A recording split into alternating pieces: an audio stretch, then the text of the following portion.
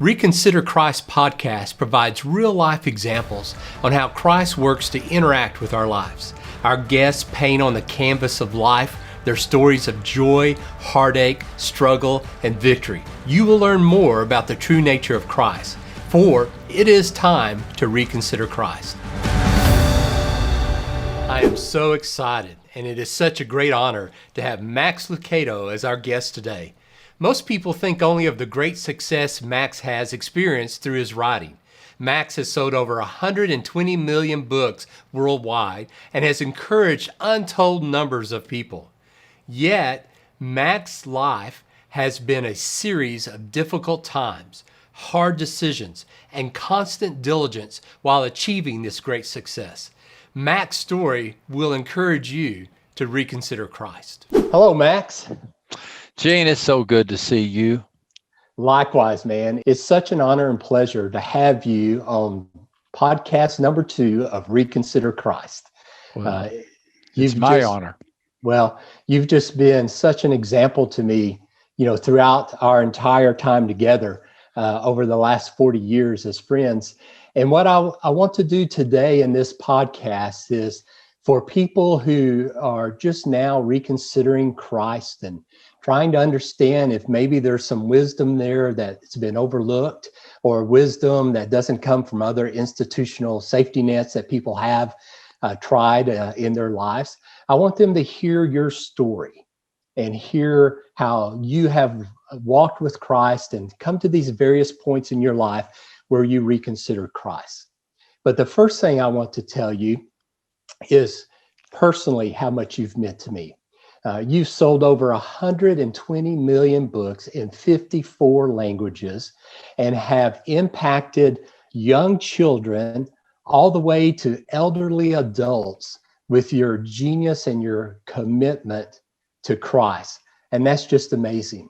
But what I want our listeners to know today is that I've learned more by watching your life over the past 40 years than in any of your books. Thank you. Even though they're wonderful. But, your life, most people would look at your life and perhaps they would say, if they are not familiar with some of your writings, say, his life has been easy. He's gone from success to success. He's been rewarded for his success. Just, what else could a guy expect? But what I know is that you've had unbelievable lows and indescribable highs. And both of those test the integrity of a person. That's good. Yeah. And through it all, you've stayed humble and kind, and especially when people aren't looking. And because of that, you've made me learn better to rest in Christ and strive to be more like him. Yeah. And I thank you for that. It's my honor. You're too generous with your words, but I deeply appreciate them. No, it's not generous enough, but enough of that, because I want them to hear your life and understand what reconsidering Christ has meant to you throughout the years. So as we do in our format here, we just start off with, what are some of your early memories of Christ? Yeah, I recall being given a Bible, a little small pocket New Testament, when I was, I want to say 6 or 7 years of age. And the Bible had in the opening flyleaf a famous painting of Jesus standing at a door and knocking. It's like he's in a garden. Does that sound familiar to you? Yes. That's probably my first image of Christ. He stand in the quotations from the book of Revelation. Behold, I stand at the door and knock. I thought that was such an inviting picture. It's an archway. There's some type of vines or ivy growing around it. The door is probably not from first century Palestine, but more something from the medieval ages. But whenever it was painted. But anyway, I guess that's neither here nor there. But it was a beautiful picture, and that image of Christ it connected with me as a young boy. It really did. It really did. Mm-hmm. What were your thoughts? Why did that connect? Why was that? I think I think I had a blessing in that my father was such a good man, and a kind man, and he would talk to me about Christ. Uh, Never pushy, never overbearing, but very in a kind way. I really think he had a relationship with Christ. He was raised in a home of alcoholics, an alcoholic father, and Mhm. then of he was one of nine siblings, and then out of the nine, at least five battled alcoholism, maybe another one or two that we didn't know about. And so he grew up in a kind of a rough and tough world. He left home as a teenager during the Depression. He was a hobo out on the railroad. He finally landed a job in his early 20s, and then while he was working in the oil fields of West Texas, somebody talked to him about Christ. And this is long before I was born, but the story is he really came home a new man, and I'm blessed because of that. And so when he would talk about Christ, he would do so in a kind way, a gracious way. I think he saw what the world had been like for him before Christ. He Mhm. wanted his family to have a different experience. And so because of that, he took us to church. He bought me the Bible, talked to me about Christ, and it was it's a very happy memory for me. Very good. Very nice. It's amazing the impact our parents can have on us. It That's really so is. lasting. It Yes. really is. Yes. I don't think we ever outgrow the blessings of good parents, and I don't think we ever outlive some of the burdens from poor parenting. And so it's a truly an amazing impact Very that our true. parents Very have true. on us. And then, as you've mentioned in your writings and other podcasts, you made a decision at 10 to follow after Christ. So 10 years old, that's pretty young. Yeah, What are you thinking then, and what did that yeah. mean? Again, my father comes into the story Uh-huh. because after we had church back in those days on Wednesday nights. Maybe you went to church on Wednesday nights, and I recall a Bible class in which the teacher was teaching of all things out of the book of Romans. I mean, we grown-ups have a hard time putting our mind around Romans, but he made it clear enough. That I went home after that class that night, and I went into my dad's bedroom, and he was shaving. He was getting ready for bed. I don't know why he would shave last. I always shave first, but anyway, he would shave late at night. And uh, and then I asked him about heaven and about God. I don't recall any details of the conversation except that he took me to a scripture in the book of Mark, chapter 16 and verse 16, said, "Whoever believes and is baptized shall be saved." And so we sat on the edge of the bed, and he said, "Do you believe?" I said, I don't know what I said, Gene, to be honest, but Uh, I know I had a sense of belief." And he said, then that's okay. That's all you need to do. And then the next Sunday, he baptized me in our Sunday morning church oh, service. cool. Yeah, Very cool. Very cool. that's a great So, memory. what, uh, who was Christ at that moment? Or at least your impressions of what you remember? A Yeah, God, a friend, a savior? Who is Christ at 10 years old? I had a pretty simple idea that Jesus was in heaven, and I wanted to go to heaven. I've heard people say that Jesus was the one who would keep me out of hell. I don't have that as a part, even though I'm sure I heard those kind of messages. But Mhm. for, but from my perspective, he was in heaven, and I wanted to be in heaven. And so, if it means saying I believe in him or trusting him, then I'll do so. I realized there was so much I did not know, so many questions I did not even know to ask.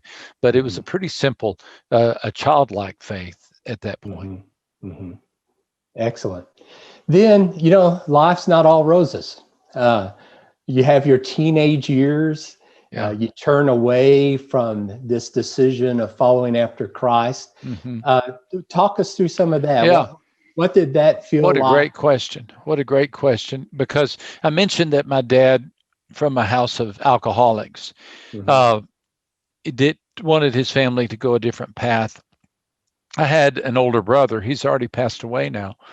But my brother began drinking when he was, I want to say 14 or 15 years old. And it stuck a hook in him and it wouldn't let go. And he and my dad were just, they were squared off. It was the gladiators in the ring every night. It was not pleasant.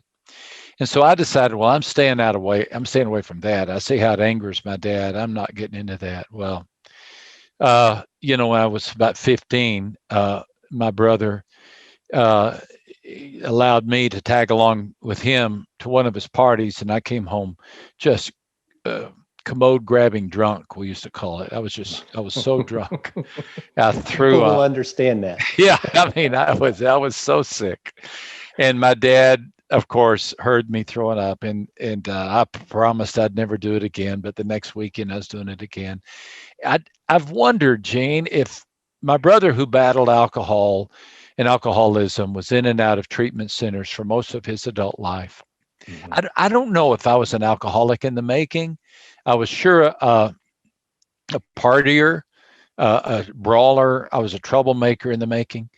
And as I look back on the age in my life from 15 to about 20, what saddens me most about that is not the fact that I was disappointing my dad, not the fact that I was drinking so much every weekend, at least a 6-pack or 2 a night, and then doing all the stuff that you might expect that would come along with that. What troubles me most is I was such a hypocrite. I was the kind of people that people say, I don't want to go to church because of him. Maybe your listeners know somebody like that. Mm-hmm. I was that kind of guy. I was showing up at church on Sunday. I was even being asked as a young man, maybe like you were as a young man, to lead prayers or read scriptures. I had all the appearance of a golden-haired, all-American kid. And then I was just a different person entirely. And so I think hypocrisy is a sin that grieves me the most that I've committed in my life. I still struggle. I want people to love me. I want to be liked by people. And consequently, sometimes I like to do things that I know people want to hear, want to see.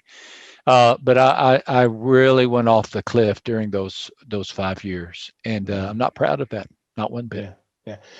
So talk about what were your thoughts about Christ during those years? When you thought about Christ, what were those thoughts? Okay, great question. Boy, you do a great job asking questions, Gene. I knew I was a disappointment to Christ, but I, for all practical purposes, asked him to get in the back seat. I had conscious thoughts along the lines of, I know he doesn't want me doing this, but I want to do it while I can, or I want to do it when I'm young. Someday I'll quit, but for now I want to. It was a very self-centered focus. Mm-hmm. Yeah. I think, and that is exactly where I think some of our listeners may very well be. They had parents who perhaps talked to them about Christ. Perhaps they even went to church early in their days, teenage years, early adult years. They get away from all that. And there's this thing in the back of their head going, after I've finished all this, I'll be back. So thank you for sharing that, because it's a common experience and we don't realize. Yeah, it's a risky route to take. I mean, my brother took that route and he paid for it with a lifetime of struggle. Mm-hmm. I could have easily, Gene, ended up in jail. I could have easily driven a car inebriated into someone else. I could have easily done a number of things for which my life could have been devastated. So, mm-hmm. and for many people, God allows those things to happen, I think, just to wake them up.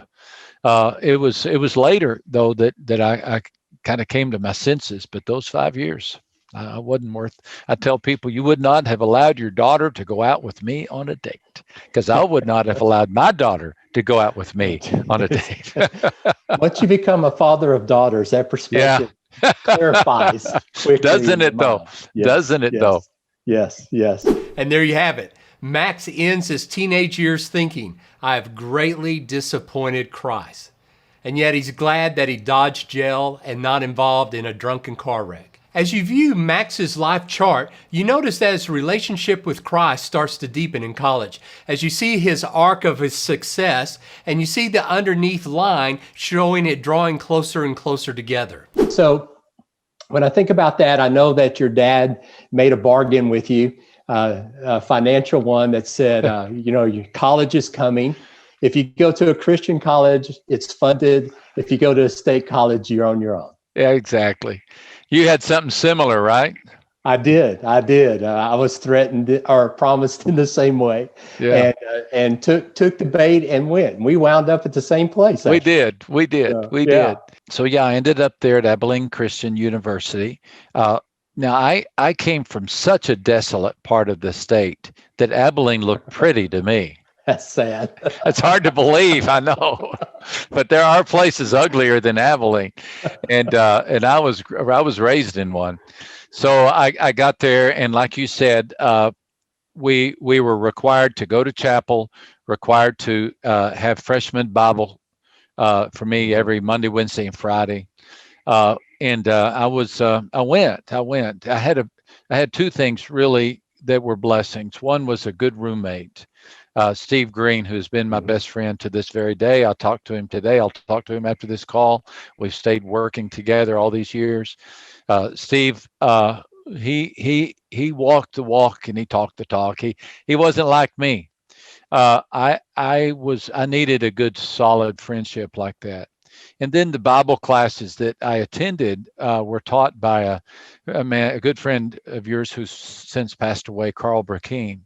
And he had a very compelling manner of teaching.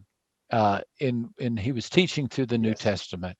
And I can recall starting the class way at the top, at the back, not wanting to be there. But by the end of the semester, I was working my way down so I could sit closer to the front.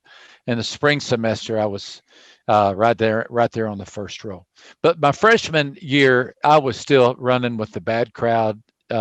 Not bad as far as bad human beings, but we just did bad things. Friday night and Saturday night were still six-pack nights.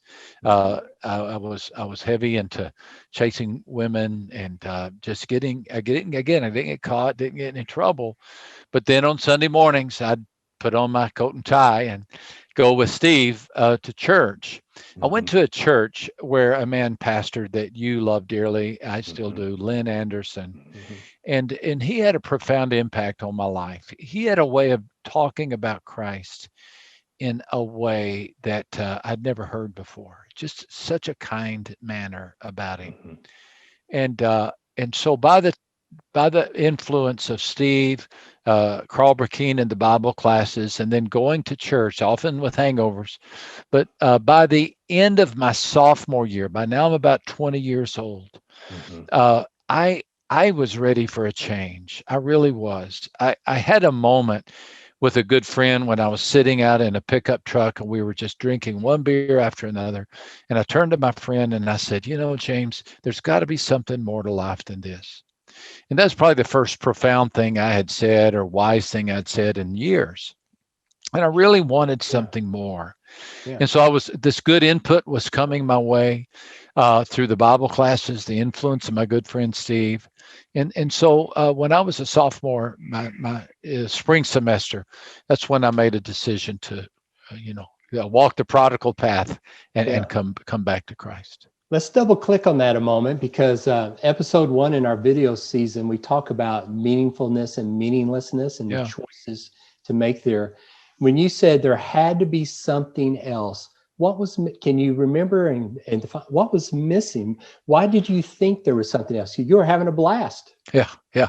I remember watching your first program, by the way, was awesome.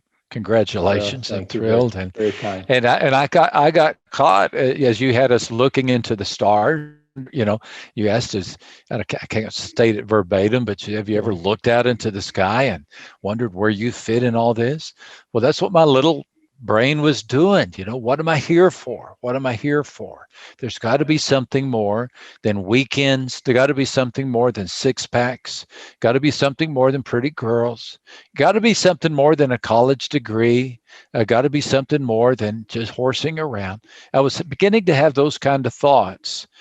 Maybe I was slow to have those, but they didn't. I was having them nonetheless. And again, I'm just so very thankful that as I was having them, I was in a safe place to have them. I had made a few good friends who would allow me to ask them questions. And again, my understanding of Christ was that he didn't turn away those with sincere questions. And so I didn't fear that he would turn me away. I would just want to find an answer to the what for, what am I here for question. Yeah. So back then, pickups didn't have back seats. So Jesus must have been in the pickup bed. Did you turn and look and say, hey, you want to come up here on the bench and talk to me? Or, what transition right through there was going with you in Christ? You're dating yourself. A lot of the listeners, viewers say no back seats and pickups. Rifle racks and a pickup bed. That's about it. Yeah. Well, I didn't find an answer that night. Sure. My friend James, who I stayed in touch with all these years, recalls that he and I had a bit of a philosophical conversation there in the pickup truck. I'm sure it didn't head very far. But I think the challenge for me with Jesus, Gene, as I was struggling with it, was for many people, the challenge is an intellectual one. The resurrection of Christ, the authenticity of Christ, the authenticity of Scripture. Those are great questions. I wasn't quite that sophisticated. My questions were more, what in the world could God do with a jerk like me? I mean, I had broken hearts of girls, I'd broken friendships, I had broken promises. I was just a train wreck about to happen. And so honestly, I think what Lynn Anderson brought to my mind that I really needed were some messages that he preached on grace, on forgiveness. And I for some reason, it didn't, this thought, could Christ step out of a grave, was not a hard yes for me. I figure if he is God, he can do whatever he wants. But the thought that could God forgive a jerk like me, that was a more hesitant yes. I just didn't think he could.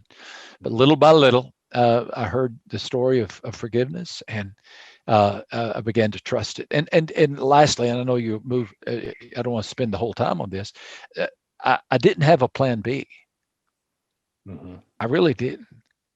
I mean, if Christ couldn't say yes to me, then I knew I was in. I figured I could probably make a good career, make some money, get a job and do okay that way. But I would just be miserable and unhappy. So I thought, I've got to try something that goes deeper. I think this is such a critical point in your life, and where so many people find themselves. I want to dive in just one more time there. Can you describe, if you had to say, this is what was missing, could you define that at that point in time, or remember what that was? Yeah. The Bible, the kind of religious word for this, but it's a great word, is grace. Grace. I didn't, even though I had been taken to church, gone to church, and acted very church-like, I don't think I could have defined grace. I really thought that if somebody goes to heaven, it's a 50-50 split between what we do and what God does. Right. I do my part. I show up at church. I'm nice to my friends. I sober up. I lead a decent life. And then God does his part. He makes sure that the gates are open when I get there. And that works until you start really leading a terrible life. And like I say, until you break promises, until you realize you don't have much self-control, until you say you're going to swear off alcohol, or you're not going to climb in the back seat of a car with that girl, but then you do both. And so I realized that I just didn't have self-control. And I didn't need 50%. I didn't need a 50-50 split. Wasn't going to work. Yeah, it just wasn't going to work. And so what grace is God does the work. I offer the faith. Grace is God holding me, not me holding him. Grace is trusting God's hold on me more than my hold on him. And grace is believing that the only performance that matters is the performance of Christ, because in the Christian gospel, he took my place. He took my place. Well, Gene, I didn't get that. I didn't understand that, but I was coming to understand that. And I think that was the missing piece that allowed me to, have the faith to take the step. Mm-hmm. Is it fair? That's a beautiful answer. I appreciate that so much. Is it fair to say that the rolling boulder of the broken promises and the shame and all that together was getting to a point where you thought, I've got to do something with this. Yeah. I'm just continuing to build. Yeah. It's guilt. It's guilt. And I think guilt. Don't use that word. Guilt. Oh man. Well, I make a case for. I wrote a book about anxiety a few years back, and there's a lot of great stuff that's been written on anxiety, but I had an idea, and I still believe it. I believe that guilt creates anxiety. It creates a frenzied life because I'm always trying to escape my past, always trying to justify my past, or always trying to deny my past. And so imagine a person who's always trying to escape, justify, or deny.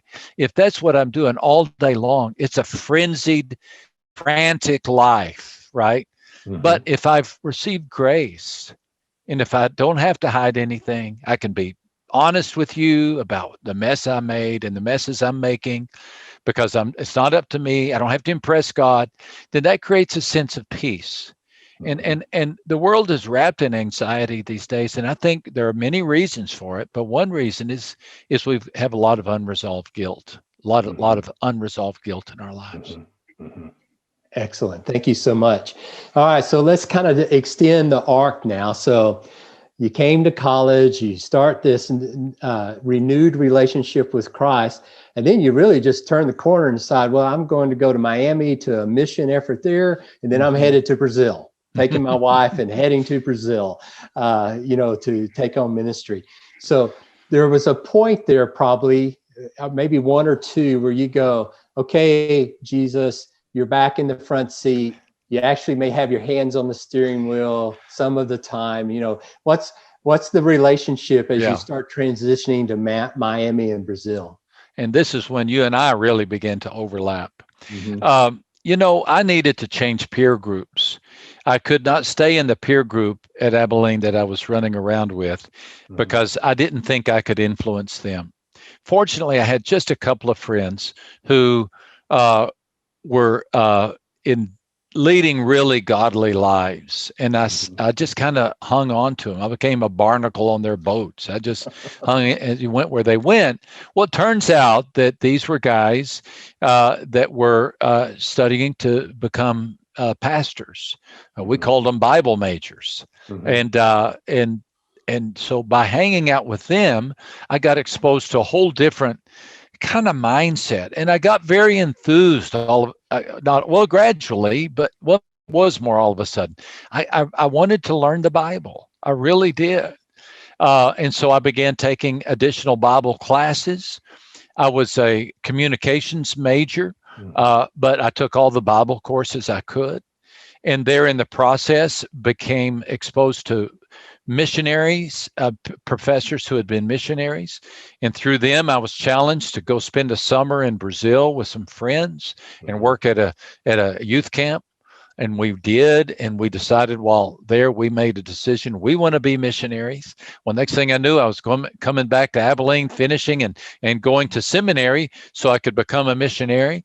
And then en route to moving to Brazil, I found a church who would help provide my expenses. And they were located in Miami, Florida. And they wanted me to come and serve at that church for about 2 years. It ended up being 3, but to get to know them. And so that's what took me. I decided I wanted to go to Brazil and be a missionary. And I thought I'd spend my life in Brazil. I was happy to do that. And so I went to Miami, spent 2 or 3 years at a church in downtown Miami. And that after that went to Rio de Janeiro, Brazil. Life is looking good for Max. Unfortunately, 2 big setbacks hit almost at once to challenge Max in his relationship with Christ. The people supporting his Brazil mission decided not to at the very last minute, and at the same time, his dad contracted Lou Gehrig disease. Let's watch as Max tells how he and Christ worked through these difficult times. There were some really struggles on the way to Brazil. The church that was going to provide my salary decided not to at the last minute, the 11th hour, and left me kind of without any income. But God provided there. I met a man at that church who was one of the first franchisees for Burger King, and he ended up personally providing a salary for me the whole time I was in Rio de Janeiro. So it was, I'd go through disappointments and struggles, but then there would be provision and protection. Yeah. So let's talk about that for a second. I think not to minimize what you just said, but knowing other events in your life, I would say this was a minor setback that you lost your funding. Because it's certainly an external circumstance. It wasn't something that was internal, to what was going on in your life. So at that point in your relationship, sometimes people say, well, why is God being so cruel to me? Where's Christ during all this? If you wanted me to go to Brazil, why did this church cancel me? So did you blame any of that on Christ, or did you dig in deeper, or what happened there? Well, in those times? Somehow that part did not test me. Maybe it's because concurrent with that was the diagnosis of my father with Lou Gehrig's disease. That's where my prayer focus was. And that's when I began to negotiate with God. I began to, I don't know if I would articulate it, but I would express thoughts that, Lord, here I am going to South America. Here I am. I'm going to be a missionary. Poor me. Would you please heal my father? I'm deserving of this. And again, my father, such a dear man, dear friend. I told my dad, I went and visited him, and I said, let's just cancel the Brazil plans. My wife and I will move back to West Texas, and I'll be with you. And he would have nothing of it. He really wanted me to go. And so I begged the Lord to heal him. I went to Brazil the final Sunday before I went to Brazil. My dad, we had to roll him into church in a wheelchair. He could hardly hold the hymnal. His hands were shaking. And yet I went to Brazil at his insistence, knowing that's probably the last time I would see him alive. But I kept praying. I was so confident, Gene, that God would say yes, that I would see a miracle. And the way that prayer was never answered in the way I wanted it to be answered. And I had to work through that. That was hard. It's called disappointment with God. I was disappointed in the way he answered my prayer, or didn't answer it. Yes. What did you come out of that with? Yeah. Perfect follow-up question. Yeah. Well, 2 things. One, I realized that I did get to see my father again. I did get to be with him for about a week before he died. And I did realize that he was very much at peace. And I was anxious about that, but he was not.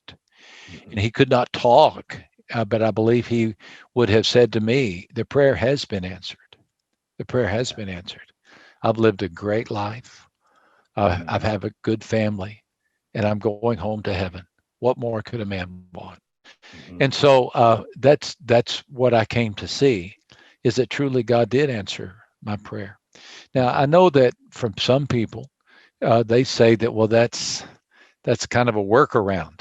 That's not a direct answer to your prayer. And my response is, as I've gotten older, is that I think God knows what we need more than we do. And when we pray, he hears the heart of the prayer more than specifics of the prayer. Mhm. And we just, the thing to do is just to trust him. Everything depends on his goodness. If he's not a good father, then no, I'm not going to trust him, but he's proven to be a good father to me. And so, no, I didn't get as many years with my father as I would have liked, but I got enough. And for that, I'm eternally grateful. You're north of 40 a little bit. You've had years and decades of experience. Describe you in Christ now.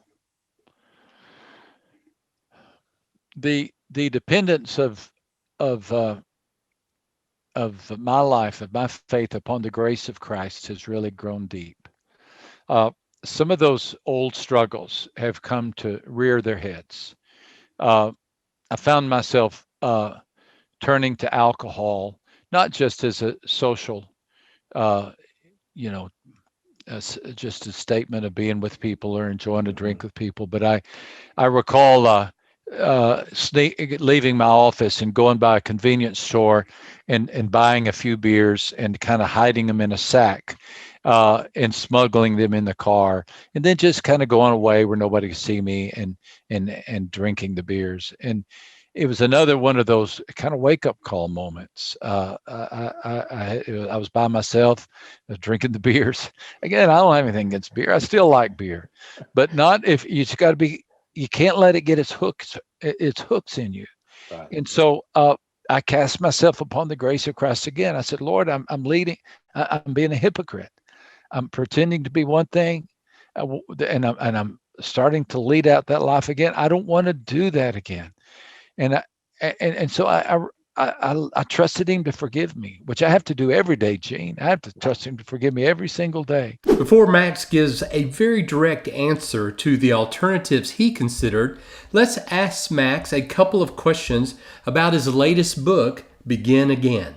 Max, let's talk a moment about your new book, Begin Again. It's been out for a couple of months now. Fascinating title, obviously first of the year for 2021, after a stellar 2020 that we've all experienced. Tell us about the genesis of this book. Well, this book was born out of the pandemic last spring and early summer. As I was meeting with the publisher, we were brainstorming about what's next on the publishing front.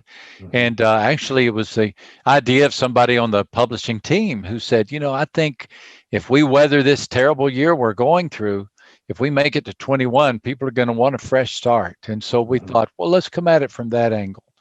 Eventually, that we landed on the title Begin Again, with the idea that we all need fresh starts, but we cannot achieve fresh starts without help. How do we get a fresh start? And so the book, it was born out of the pandemic. Here we are still struggling with the lingering consequences and presence of the pandemic. Even so, we all have an opportunity to look up and trust God and try to get a new start on life. What do you like most in the book? I like the opportunity to present to people the idea that God loves fresh starts. Verses in the Bible that say his mercies are new every morning, that he's a God of fresh starts. He doesn't hold us. In fact, he wants us to be future-looking people. He likes us to state this one thing I do.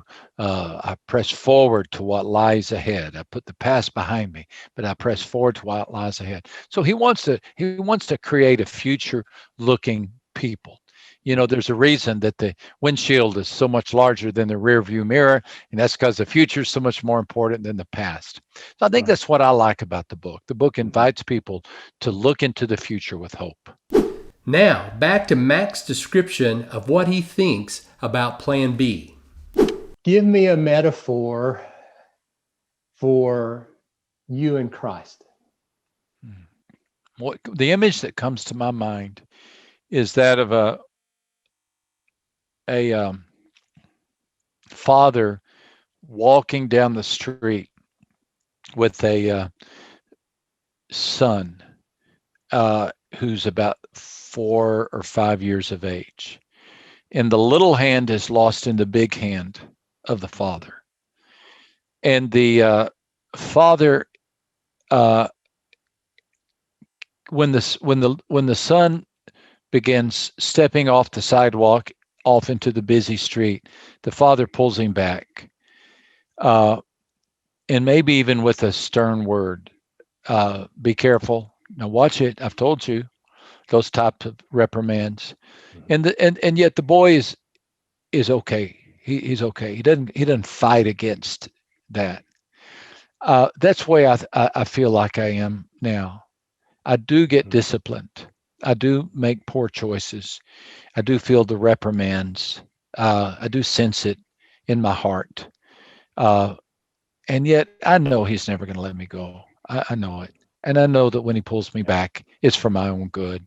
I know that. Right. I have absolutely no doubt about that. Yeah. A great level of trust in Yes, that sir. way. Yeah. Yeah, That's yeah. beautiful. And that comes with years, it really does. It comes with anxiety about, are we going to, there was times in Brazil, I wondered, are we going to have money? I remember an insurance bill came due, and my insurance had canceled on me, and I didn't know it back in the States. And I had a brand new baby just brought home from the hospital, and I got a $1,200 insurance bill, a bill from the hospital, I'm sorry, and no insurance money to pay for it. And my bank account didn't have $1,200. And then about 4 days later, I got a check from somebody in the States who wanted to contribute to our work. It was $1,200.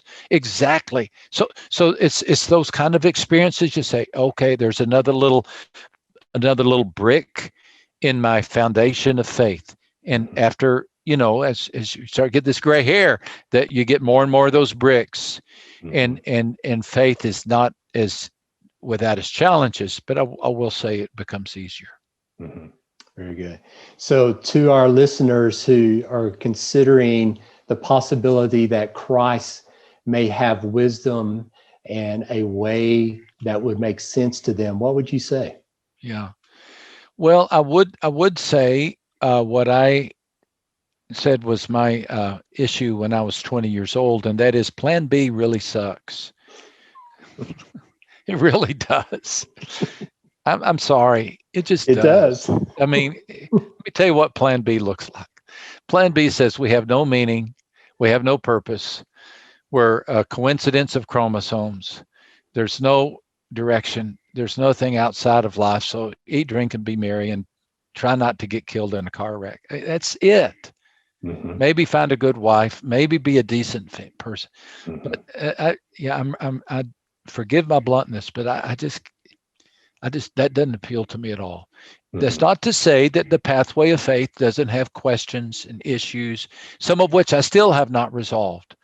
But I'll tell you what, that pathway is a lot better than the one I was on. To those of you who have hung in there all these boring minutes listening to my story, I think God should reward you just listening to this story. But way to go. I mean that. You're checking things out. You're kicking the tires. You're trying to get some answers. And I really believe that God has never turned away a sincere seeker, ever. Well, the great story in the Bible is the story of Thomas, who had doubts, and he came to Jesus after the resurrection. He demanded proof. Jesus could have kicked him out, but he didn't. He said, well, here, touch the wounds in my hands and the scar in my side. It's a great story in the Bible. And it changed Thomas. And so just keep it up. I'm real proud of you. We learned much from Max today. First of all, Christ will forgive you and is always ready to accept you. Second, a life with Christ is much better than Plan B. I believe he said Plan B sucks. Number 3, our lives are similar. We all have heartbreaks. We have challenges and victories. Be encouraged that we can all walk this together with Christ. This podcast pairs well with Season 1, Episodes 4 and 5. These 2 episodes focus on the love of Christ as demonstrated through the universe. Check them out at reconsiderchrist.com. Peace.